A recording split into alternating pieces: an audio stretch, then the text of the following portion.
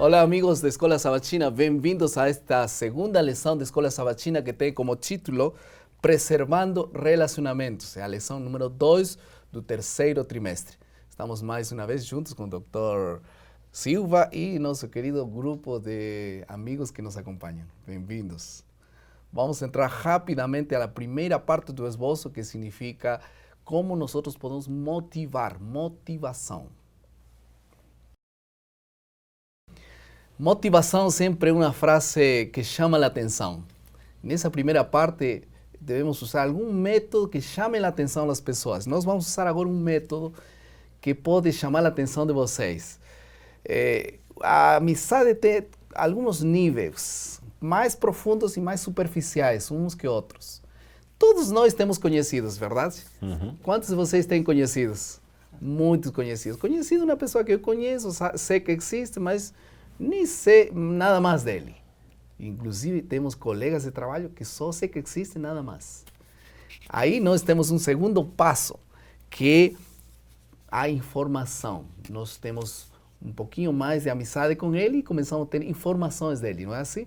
Sei onde vive, sei que é casado, enfim. Um terceiro nível de amizade, de relacionamentos, tem que ver com sentimentos. Quando nós já somos capazes de compartilhar algum sentimento. Olha, eu estou com frio, olha, eu gostaria de me casar, enfim.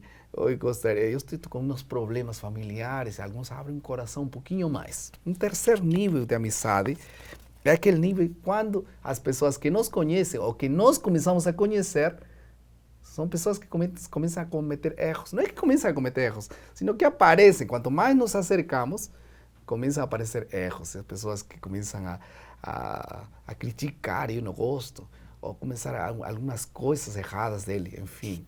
Mas nós começamos a conviver com esses erros e gostamos também, e aceitamos essa pessoa. Não gostamos dos erros, né? Começamos a aceitá-los como são. E um último nível dessa amizade, aproximação é a intimidade. Quando eu tenho plena confiança. Eu sei que estou falando para uma pessoa completamente íntima, que eu não tenho medo de falar e não tenho medo de escutar tampouco. Tomara todos tenhamos amizades. Vocês têm alguns amigos neste grado? O que acham vocês? Uhum. Sem dúvida alguma. Jesus é o principal. Mas a esposa às vezes é, às vezes não é. Um amigo que eu posso contar todas as coisas. Mas nesta semana nós vamos estudar como esses relacionamentos íntimos podem ajudar a abrir o coração de muitas pessoas. Será o tema que estudaremos e entraremos rapidamente na segunda parte de nosso esboço. Estamos na parte da compreensão. Rapidamente vamos entrar no foco da lição desta semana. Nós definimos a importância de desenvolver sabiamente relacionamentos é fundamental ao ministrar com outras pessoas. Sábias relações. Esse será nosso foco e rapidamente vamos entrar a 3 partes fundamentais de nossa lição. Qual foi a reação dos irmãos de Tessalônica? Qual foi a reação dos bereanos? Qual foi a reação dos atenenses? Assim se diz? Uhum. Esses serão os 3 temas que encararemos aqui na parte da compreensão. Qual foi a reação dos de Tessalônica quando receberam a mensagem de Deus? Interessante. A princípio, houve uma reação otimista por causa de alguns. Eu queria que alguém, por gentileza, pudesse ler aqui Atos. Você também, em casa, acompanhe com a sua Bíblia, onde quer que você esteja, Atos capítulo 17, que dá o contexto do Evangelho ali em Tessalônica. Nós vamos ler especificamente o verso 4. Quem poderia ler para nós, por gentileza? Depois que Paulo passou 21 dias aproximadamente pregando na sinagoga, o que aconteceu? Alguns deles foram persuadidos e unidos a Paulo e Silas, bem como numerosa multidão de gregos piedosos e muitas distintas mulheres. Interessante. Não só judeus se converteram, mas também gregos piedosos. Quem são esses gregos piedosos? Isso aqui é uma expressão técnica. Gregos piedosos aqui não eram gregos que tinham muita piedade. É que naquele tempo, na época de Paulo, o judaísmo, ao contrário do que muita gente pensa, era uma religião que chamava muita atenção para si, especialmente por causa da reforma de saúde, do sábado e do monoteísmo. Chamava atenção. Só que muitas pessoas vinham para o judaísmo, mas tinha um probleminha que os impedia de ser judeus. Sabe qual? circuncisão. Então eles eram judeus em tudo, guardavam o sábado, não comiam carne de porco, mas não aceitavam circuncidar-se. Então esses eram apelidados de piedosos ou tementes, como aparece noutra parte da Bíblia. Esses então eram gentios que frequentavam sinagoga e eram judeus em tudo, menos na circuncisão. Seria como alguém que frequenta a igreja adventista por tantos anos e nunca se batiza. Então esses se converteram. Mulheres piedosas, aí já é alguns de fora, já seriam alguns de fora, que viram a mensagem e olha que interessante, Paulo pregou com tanto dinamismo dentro da sinagoga que atraiu os outros. Só que com isso veio também o quê? A inveja. Infelizmente eles tiveram inveja. Quem pode ler para a gente Atos capítulo 17, verso 5? É o verso seguinte. Os judeus, porém, movidos de inveja, trazendo consigo alguns homens maus dentre a malandragem, ajuntando a turba, alvoroçaram a cidade e, assaltando a casa de Jason, procuravam trazê-los para o meio do povo. Esse Jason possivelmente era algum membro da sinagoga que era muito rico e depois, quando os cristãos foram expulsos da sinagoga, ou aqueles que aceitaram a Jesus como Messias foram expulsos da sinagoga, esse Jason acabou transformando a casa dele numa igreja, a chamada Domus Ecclesia. Há dois tipos de casa na época. Havia a ínsula. A ínsula era uma casa mais simples que você alugava os cômodos. Muitas igrejas formaram em ínsulas, tinha um cômodo. E a Domus era uma casa grande, enorme, estilo romano, que ele cedeu para que a igreja começasse a reunir ali quando não podiam reunir mais na sinagoga. Então você vê a aceitação, mas também a inveja. E a inveja vem de quem? Do diabo. O que ele provocou no céu, ele quer provocar aqui. E, além da inveja, vem também a provocação que Paulo vai falar lá em 1 Tessalonicenses. Depois você pode ler em casa com mais calma. 1 Tessalonicenses, capítulo 3, versos 6 e 7. Paulo fala que ele enfrentou muita provocação desses judeus que não aceitavam. E esses judeus fizeram o quê? Começaram a difamar Paulo com os outros gregos da cidade, a ponto de convencerem os eleitores, os governadores, a expulsarem Paulo de Tessalônica. Então, eu tenho que ganhar as pessoas pelo relacionamento, mas saber que junto com isso virá também a oposição e a inveja, porque o diabo, o inimigo da palavra de Deus, não quer relacionamentos seguros. Ele quer atrapalhar. Mas tenha tranquilidade, se o diabo está irado, você está fazendo a obra de Deus. Então, depois Paulo saiu para outro lugar, né? Foi para Berea. Qual foi a reação dos bereanos? Vocês sabem esse famoso texto lindo de Atos capítulo 17, verso 11. Diz claramente que os bereanos eram mais nobres, não sei se é aquela expressão nobres, que os que estavam em Tessalônica, inclusive alguns, pois que faziam? Estudavam a Bíblia cada dia para confessar, para poder, talvez a palavra seja, confirmar que as coisas que ouviam eram certas, eram verdadeiras. Exatamente. De novo, Paulo seguiu em Bereia a mesma técnica de Tessalônica. Ele procurou a sinagoga. Foi para lá expulso da outra cidade, procurou a sinagoga.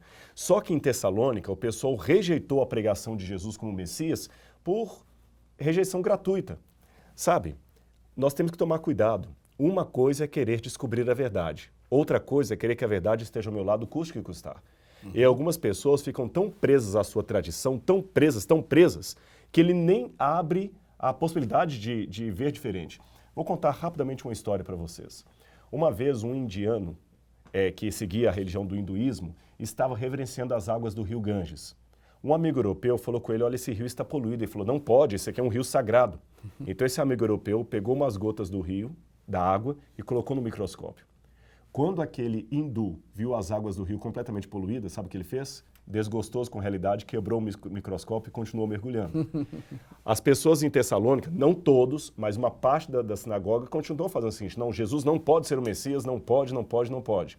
Mas em Bereia disseram, não, vamos verificar se o que esse homem diz é verdade. Vamos examinar as Escrituras. E chegaram à conclusão que realmente Jesus era o Messias. Por isso que eles eram mais nobres que o de Bereia. Não porque aceitaram o que Paulo falou, mas porque puseram à prova o que Paulo falou. Bom, depois Paulo foi para esta cidade de Atenas. E em Atenas era outra realidade, né? Outro lugar diferente que fez São Paulo. Eu vejo que aqui Miqueias foi para a Espanha. Isso mesmo. E aí, Espanha é igual que Brasil?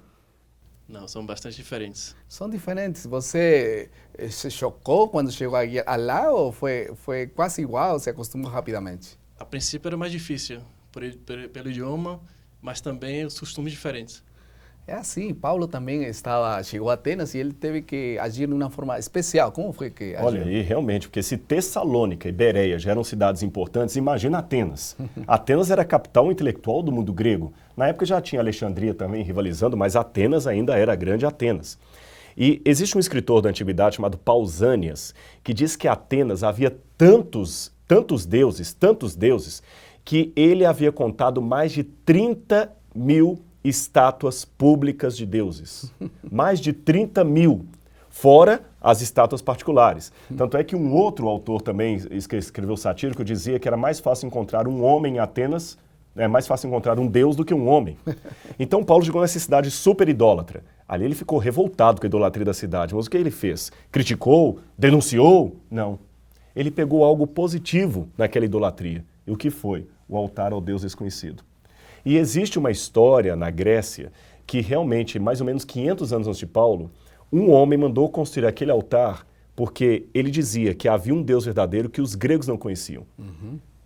E esse homem que mandou construir esse altar, 500 e poucos anos depois, Paulo, aproveitando essa situação, acaba dizendo, olha, esse Deus que vocês adoram sem conhecer é justamente aquele que eu vim anunciar. Paulo, então, a gente não pode criticar tudo. Sempre procure daquilo que você não concorda alguma luz. E Deus vai usar essa luz. Assim Paulo pregou em Atenas. E assim Paulo estava na praça, na sinagoga, também esteve no aerópago, enfim. Ele visitou todos esses lugares, se interagiu bem e muitos aceitaram. Vamos passar rapidamente à penúltima parte do nosso programa, que tem que ver com a aplicação. Como nós podemos aplicar estas lições? Cada vez que nos enfrentamos e queremos ministrar pessoas, queremos levar o evangelho a alguma pessoa, nós temos reações diferentes. Pastor, muitas vezes queremos escolher para quem nós devemos falar. Quando sentimos o toque do Espírito Santo, não temos que hesitar, porque Deus nos escolheu também. E assim como nós tivemos a oportunidade, também temos que dar a outras pessoas. Então, como Paulo teve tato em Atenas, nós também devemos ter e chegar a essas pessoas. Correto, parece bem.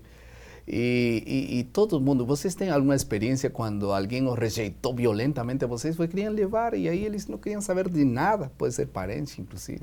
Estávamos a entregar aquele livro Ainda Existe Esperança, e eu e minha dupla, eu e minha amiga, a gente bateu numa porta e a pessoa abriu, viu que a gente estava segurando esse livro e a Bíblia, a gente já estava com aquela cara de crente e ela já fechou assim e falou, não quero saber, já fechou assim a porta na nossa cara.